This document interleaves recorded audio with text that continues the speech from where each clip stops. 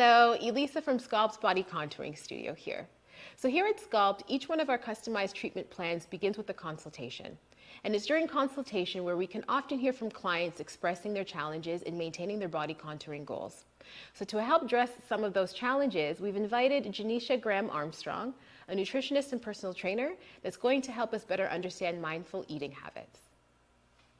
So on the topic of eating habits, we know that eating habits, it impacts our ability to work out consistently. I know that if I go to the gym without eating a little something or, you know, preparing myself, I don't have the greatest workout, right? Absolutely. Yeah, okay. So what do you suggest that clients eat pre and post workout to give their bodies the fuel they need to tighten and tone? Okay, yeah, that's a big one. Yeah. A lot of clients I see struggle with that. Okay. So it is important to pay attention to what you're doing to fuel your body before your workout. Yes. Because it's going to impact your performance. Absolutely. Right? So exactly what you said, Yeah. you might not feel like you can finish that workout Yes. because you might have skipped a meal. Yeah. So something that you want to focus on getting in as a pre-workout meal or snack, specifically are the carbs. Okay. So carbs would be anything like your starches, so like a whole grain bagel. Okay. Fruits and vegetables, Okay. right? I like to have a little bit of everything, which looks like maybe a banana, a whole grain bagel with some cream cheese, Okay. Oatmeal with some mixed berries, Yes. right? Yeah. Those are things that are going Yeah. to give your body the fuel it needs fast. Okay. And then when you're looking at post-workout, post-workout nutrition is just as important because it's going to lead into your performance the next time you exercise. Okay. And so the major things you want to make sure you're eating is protein to help with the muscle repair process. That's going to help you build muscle and gain strength. Yes. And also adapt to the training level that you're at. Okay. Right? And that's something in observation you'll see over time, Yeah. not instantly. Yeah, not overnight. And then also your carbs as well, because that's going to help replenish your glycogen stores, which is going to give you the fuel that your body needs after you exercise going into maybe the next time you're active. Yeah. Yeah. So question about that. So carbs afterward. I'm a big believer, you know, just for base of, you know, any meal, but some people stay away from carbs, right? Yeah. And so can you speak to that? Just because, you know, minusing entire food groups, can that work against you, for you?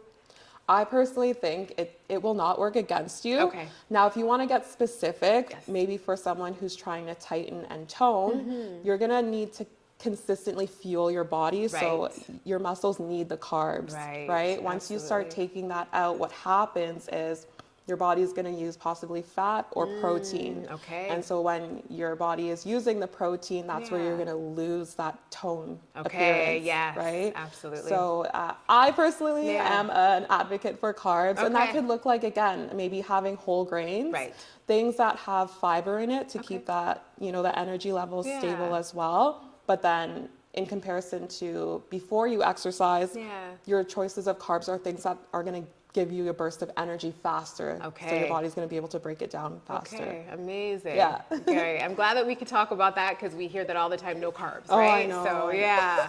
So thank you so much for coming in. No. And can you tell us more about how clients and viewers can reach out to you to explore your services? Yeah, absolutely. So you can follow me on Instagram. My Instagram is gacoaching.ca. My website is also gacoaching.ca. Don't be afraid to hit me up in the DMs. I answer and respond to everyone. And yeah, those are the best ways to get a hold of me. Yeah, amazing. Well, thank you for coming in. No problem. Thank you for having me. Absolutely, anytime. Thank you. Okay, so let's talk about fad diets. We've all heard about those fad diets. Yes. Okay. So on social media, there is no end to a number of the fad diets that you can find, right? Yeah. So can you explain why restricted eating does not maintain one's fitness and overall health?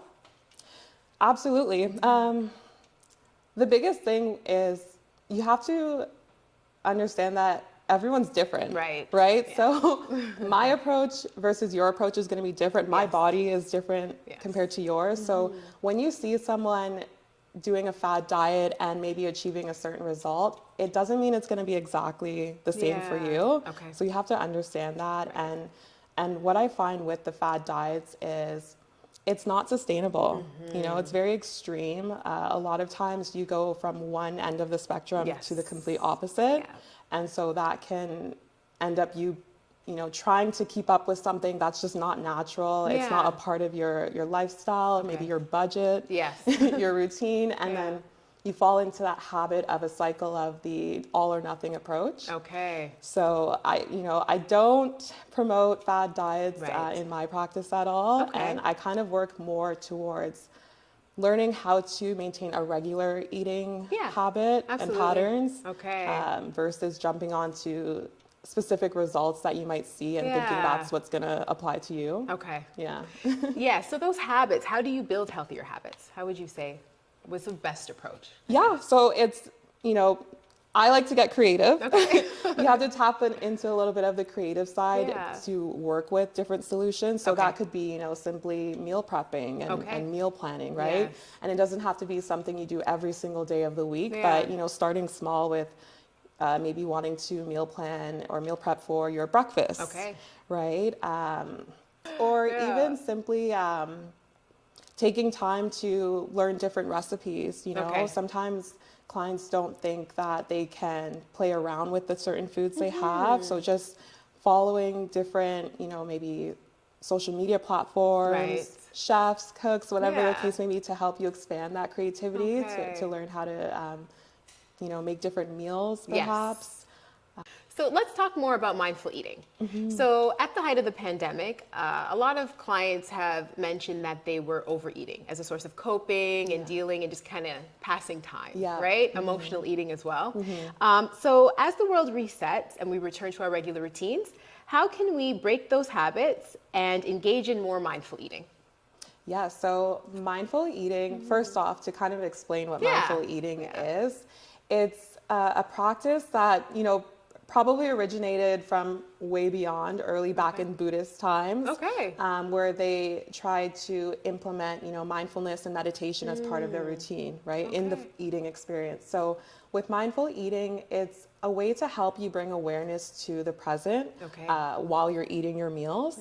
So just taking time to appreciate, you know, maybe the texture, the taste, being attentive to how you have that relationship with food, you know, while you're eating, before and after. So based off of that, the way I like to promote mindfulness while eating is simply, you know, taking time to be present with your meal, trying to avoid distractions. You know, a lot of times we associate comfort and eating and watching TV and scrolling on our phone, doing things like that. So, you know, realistically, I understand not everyone's going to be able to just sit and eat, but if you work exactly. If you work at it over time, it'll be something where your eating experience may be something you look forward to versus just going through the motions. Also taking time to, you know, put your fork down, spoon, cutlery down in between bites. That's a big one too, because a lot of times we just rush through those meals. I've always been told to slow down the chewing. Slow down. And it's going to help with your digestion as well. There we go. I like to, for me personally, I love eating. So it's a whole journey and experience for me. So that's why even from the preparation point, I'm attentive to that. Another one is trying not to eat on the go. That is a huge one that people do. It's a hard one. You might not have the time, right? I get it. So if you work towards maybe making space for different times throughout the day that you can just sit down and turn everything else off, have your meal, and then go about what you're doing, it's going to help you avoid being distracted. And then the last thing is paying attention to your hunger cues, right? So that level of fullness that you achieve. A lot of times people end up overeating because they are eating too fast. And then what happens is you eat more thinking, oh, I haven't had enough. But if you are listening to your hunger levels, eating to the point where you're satisfied, you know, not overly full and stuffed, you can't move. That is a really big practice you want to stick to just long term to help you maintain the overall health and to continue the healthy eating habits. Okay, amazing. I can use a lot of those tips. Yeah, there's a ton. Yeah, I eat on the go a lot, right? Just busy, but I get it. Yes, I'm going to try and remember that. I do it myself sometimes. I'm like, hey girl, just sit down. Right, take the time. Yeah, amazing.